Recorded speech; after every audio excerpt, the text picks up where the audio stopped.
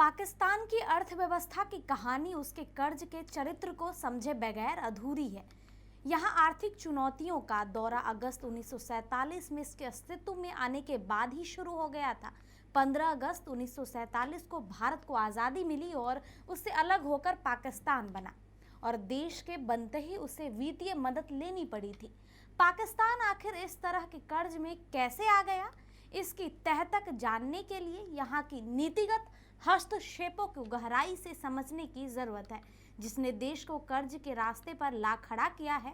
इसके साथ ही इस बात की जांच भी जरूरी है कि कैसे कुछ समूहों ने अपने चंद स्वार्थों को बचाने के लिए देश को कर्ज की खाई में धकेलता गया।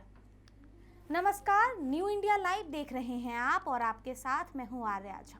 साल 1947 में बंटवारों के वक्त भारत और पाकिस्तान दोनों दक्षिणी एशियाई अर्थव्यवस्थाओं के हाल बेहाल थे। पाकिस्तान को औपनिवेशिक भारत से राजस्व के तौर पर 17% और उसकी सेना का लगभग 33% हिस्सा विरासत में मिला था। यही विरासत पाकिस्तान की आने वाली कई सरकारों के लिए बजट की प्राथमिकताओं को आधार बनी।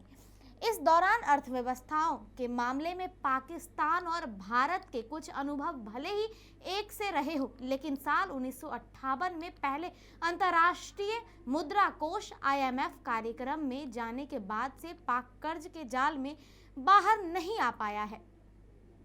मौजूदा वक्त में लगातार बिगड़ते आर्थिक हालातों की वजह से पाकिस्तान एक बार फिर खस्ती हाली में पहुंच चुका है।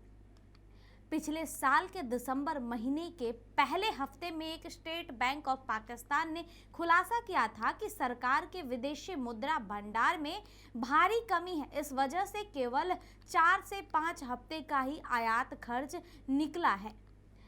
सरकार के विदेशी मुद्रा भंडार में महज $6.25 बिलियन ही बच गए हैं। यहाँ के प्राइवेट बैंकों में जमा डॉलर को जोड़ने के बाद $12.5 बिलियन तक ही पहुँच रहे हैं। ये एक मसला पाकिस्तान के अर्थव्यवस्था के लिए खतरा नहीं है, बल्कि देश के अंदर चल रही राजनीतिक उठापटक भी इसके नुकसान पहुंचा रहा है।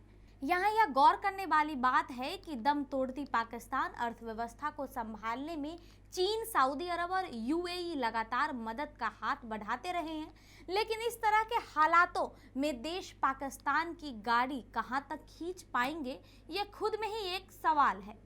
ऐसे हालातों में पाकिस्तान दिवालिया होने जा रहा है या नहीं, इस हालिया बहस में पड़ने से पहले इस देश के मौजूदा कर्ज पर फिर से एक बार विचार करने की ज़रूरत है। इस बात को समझा जाना भी बेहद ज़रूरी है कि इस वक्त के साथ इतना अधिक कर्ज आखिर जमा कैसे हो जाएगा। दरअसल IMF अंतर्राष्ट्रीय मौद्रिक प्रणाली और दुनिया के आर्थिक विकास की निगरानी करता है। वो इस क्षेत्र में जोखिमों की पहचान कर विकास और वित्तीय स्थिरता के लिए नीतियों की सिफारिश करता है। ये फंड अपने 190 सदस्य देशों की आर्थिक और वित्तीय नीतियों को नियमित जांच भी करता है। पाकिस्तान भी इसके दायरे में है और आज़ादी के बाद भी पाकिस्तान कुल 22 IMF कार्यक्रमों में साथ रहा है। हमेशा से ही इस द्विपक्षीय उधार देने वाले फंड की छाया में रहा है। इससे उलट भारत 7 बार तो वहीं बांग्लादेश 10 मौके पर ही IMF के पास उधार के लिए गया है, जबकि बांग्लादेश की अर्थव्यवस्था अब बाहरी कर्ज पर निर्भर नहीं है। अभी भी आर्थिक विकास और बाहरी से लिए कर्ज के बीच बेहद खराब रिश्ता है। बाहर से उधार लेने पर आर्थिक विकास पर स्वाभाविक तौर पर असर पड़ता है। ये पाकिस्तान जैसे देश के लिए परेशानी वाली बात होनी चाहिए, क्योंकि वो अपनी वित्तीय जरूरतों को पूरा करने के लिए तेजी से बाहरी कर्ज पर निर्भर रहता है। बीते 75 सालों में जमा हुए कर्ज के पैटर्न में डूबे बगैर पाकिस्तान की अर्थव्यवस्था के ट्रैक को नहीं समझा जा सकता। इन वर्षों में पाकिस्तान अक्सर कई बार मुसीबतों के नज़दीक पहुंचता है। इस दौरान उसे राजकोषीय असंतुलन और भुगतान संतुलन पर जारी दबाव का सामना भी करना पड़ता है। बार बार IMF के आगे का नुकसान होने से रोकने के लिए उसकी मदद की है। पाकिस्तान ने इस मदद का इस्तेमाल कम वक्त के लिए देश की अर्थव्यवस्था को मजबूती लाने के लिए किया है। इसके लिए उसने परंपरागत आर्थिक मजबूती देने वाले तरीकों को अपनाया है, जैसे कि केवल कम वक्त के लिए ही पाकिस्तान देश की आर्थिक व्यवस्था को स्थिर कर पाता है। इस वजह से यहाँ आर्थिक संकट बार बार आते हैं और इसका असर भी लंबे वक्त तक बना रहता है।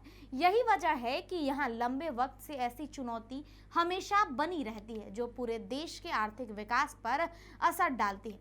हालांकि एक वो भी दौर था जब पाकिस्तान ने ऐसा देखा, जब शुरुआती में भारत पाकिस्तान से पिछड़ गया था। हाँ, भारत शुरुआती में पाकिस्तान से पिछड़ गया था और 1980 के दशक किसी भी वक्त में पाकिस्तान की आर्थिक विकास भारत से अधिक हो गया था। लेकिन भारत ने 1990 के आर्थिक सुधारों के लिए इसे लगातार विकास के सही रास्ते पर ला खड़ा किया, तो वहीं पाकिस्तान अपने आर्थिक सफर में उठता गिरता रहा है। अभी के लिए मुझे दीजिए इजाजत। ऐसे ही रोचक और तथ्यात्मक जानकारियों के लिए देखते रहिए न्यू इंडिया लाइव।